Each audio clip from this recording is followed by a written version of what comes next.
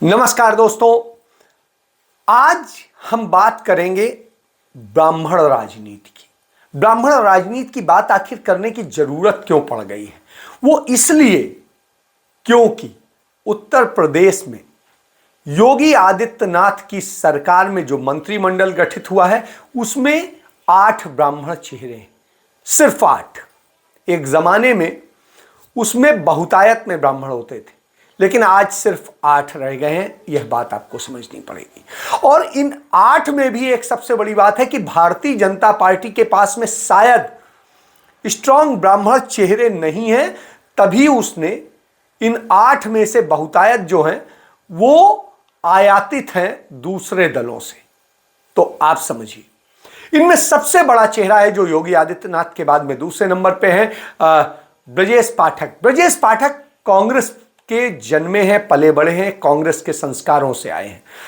उसके बाद में वो जो है लोकतांत्रिक कांग्रेस में जो हरिशंकर तिवारी जी की थी उसमें शामिल हुए, और उसके बाद में लोकतांत्रिक कांग्रेस से वो चले गए बहुजन समाज पार्टी में, और बहुजन समाज पार्टी में वो नेता रहे।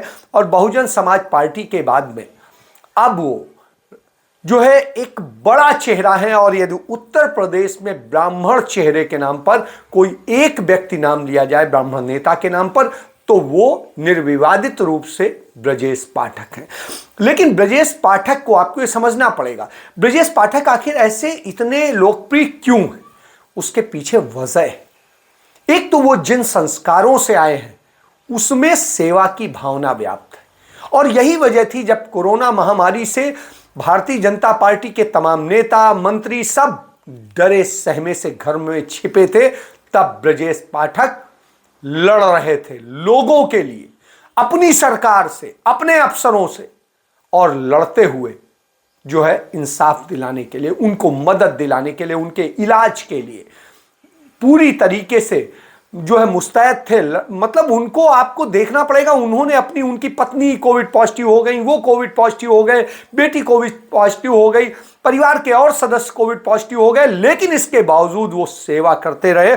उन्होंने एक भी दिन कभी किसी को नहीं मना किया, चाहे रात को 2 बजे फोन कर लीजिए, चाहे सुबह के 3 बजे फोन कर लीजिए।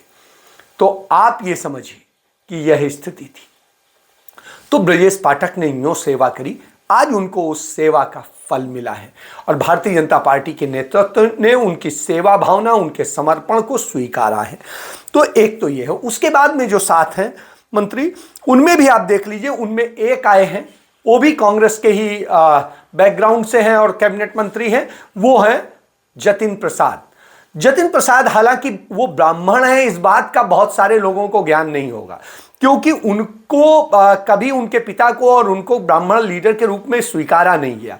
लेकिन क्या था कि जतिन प्रसाद जो थे, जतिन प्रसाद ने भाजपा आने के पहले भारतीय जनता पार्टी सरकार में, योगी सरकार में, जिस तरीके से ब्राह्मणों के ऊपर अत्याचार हो रहे थे, निर्दोष ब्राह्मणों को मारा जा रहा था, उन्हें बंद किया जा रहा था, उसकी लड़ाई लड़ने के लिए ब्राह्मण चेतना मंच स्थापित कराया था।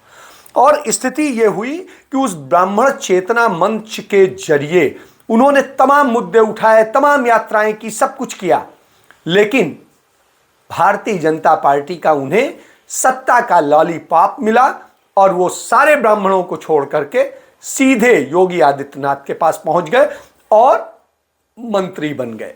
तो आप समझिए, एमएलसी बने और मंत्री बन गए। अभी भी अब वो कैबिनेट मंत्री हैं, और बड़ा मलाईदार, सबसे मलाईदार उत्तर प्रदेश में जो विभाग माना जाता है वो विभाग आज उनके पास है। तो आप समझिए कि इस स्थिति में है। अब इसके अलावा जो बाकी देखिए, और सबसे बड़ी बात, सारे अधिकतर आयातित हैं। अब ब्रजेश पाठक के बाद में जब हम बात करेंगे तो आता है कि स्थिति क्या है और कौन कौन आया इसमें। तो इसमें ऐसे में जब बीजेपी में ब्राह्मण समर्थक, खुद ब्राह्मण नेता दबी जुबान से यह भी कहने लगे हैं बीजेपी में कि क्या बीजेपी के पास में अब जो ब्राह्मण नेता नहीं बचे हैं, कि उन्हें दूसरे दलों से लाए गए लोग अपने यहां स्थापित करने पड़ रहे हैं। तो आप ये समझिए कि यह स्थिति क्यों है, क्योंकि लगातार जो स्थितियां हैं भारतीय जनता पार्टी में, बाहर से ही आए नेताओं को अब ज्यादा महत्व मिलने लगा है। और ये कमोबेश पूरी पार्टी की बात करेंगे तो पूरी पार्टी में आज बाहर से, भारतीय जनता पार्टी के बाहर के दलों से आए नेताओं का दबदबा है और ये चीज देखने को मिलती है। इसी तरीके से रजनी तिवारी बनी है मंत्री, वो शाहबाद ओबी हरदोई से हैं और ब्राह्मण है, और वो भी आयातित है बसपा से। तो आप समझ लीजिए उनके पति जो है उपेंद्र तिवारी की मौत के बाद ये सीट खाली हो गई थी और उससे वो जो है जीत कर आई हैं और मंत्री बनी हैं। अच्छा, इसके बाद में आप देखिए, रजनी तिवारी के बाद में यदि हम बात करें तो ये है प्रतिभा शुक्ला है। प्रतिभा शुक्ला जो है बहुजन समाज पार्टी से विधायक रही हैं। इनके पति जो है अनिल शुक्ला, वो बिलौर लोकसभा क्षेत्र हुआ करता था, उससे सांसद रहे हैं बसपा से। और ये जो है पूरी जो जिस सीट से जीत कर आई हैं वो सीट जो है बड़ी मजबूत हुआ करती थी। और प्रतिभा शुक्ला 2012 में सपा में भी गई थी और सपा उम्मीदवार से हार गई थी, और उसके बाद में प्रतिभा शुक्ला आज वहाँ से जीत करके आई हैं और मंत्री बन गई हैं।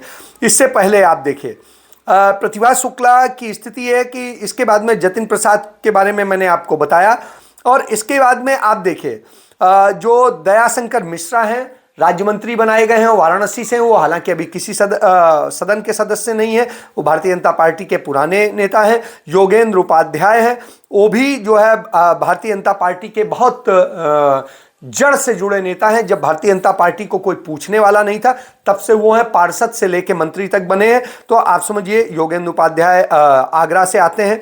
इसके बाद में सतीश चंद्र मिश्रा हैं, और सतीश चंद्र मिश्रा भी राज्य मंत्री बने हैं, और इनकी भी स्थिति यही है कि ये भी पुराने वो हैं। लेकिन अरविंद कुमार शर्मा भी आयातित हैं। उनकी भी स्थिति ये है कि वो जो है मोदी के सेक्रेटरी हुआ करते थे और दूसरी चीजें हैं, तो अब वो उससे ला करके बना दिए गए। लेकिन अरविंद शर्मा ब्राह्मण नहीं है बल्कि भूमिहार हैं, तो इस बात को समझना पड़ेगा।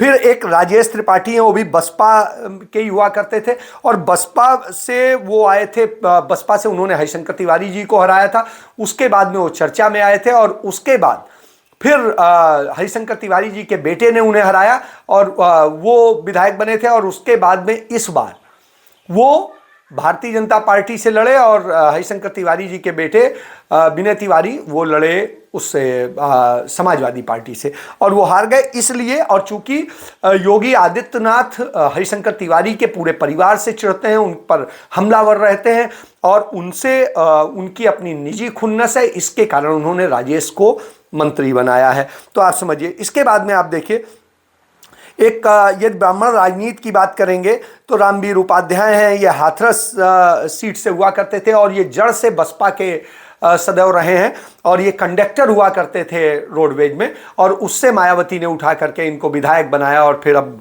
ये रहे। तो ये एक बड़ी चीज है, और ये लगातार जीतते रहे हैं, बड़े मजबूत स्थिति में हैं। तो इसके बाद में आप देखिए भारतीय जनता पार्टी के पास में जब अपने नेताओं की बात होती है तो उनके नेता सारे हाशिए पर हैं, या तमाम भ्रष्टाचार में लिप्त हैं, या तमाम सारे लोगों पर इस बात के आरोप हैं कि वो किसी काबिल नहीं रहे। जैसे पिछली सरकार में दिनेश शर्मा जो है मंत्री होते थे, उप मुख्यमंत्री, और उनके ऊपर आता है कि वो किसी काम के व्यक्ति नहीं है। उन्हें कहा जाता है कि जो लखनऊ की भाषा में कहते हैं कि वो सुअरी के गू हैं, न लीपे के न पोते के।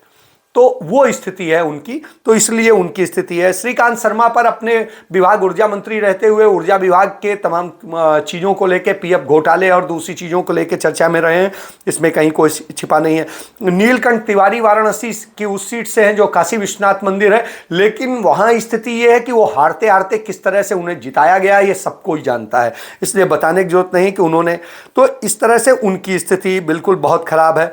और इसके बाद में कानपुर की किदवई नगर सीट से महेश त्रिवेदी को भी मंत्री पद की उम्मीद थी, लेकिन उन्हें भी निराशा हाथ लगी।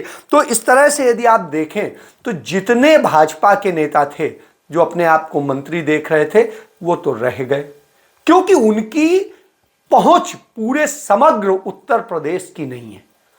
लेकिन जो बाहर से आए नेता हैं उनकी पहुंच पूरे उत्तर प्रदेश में है।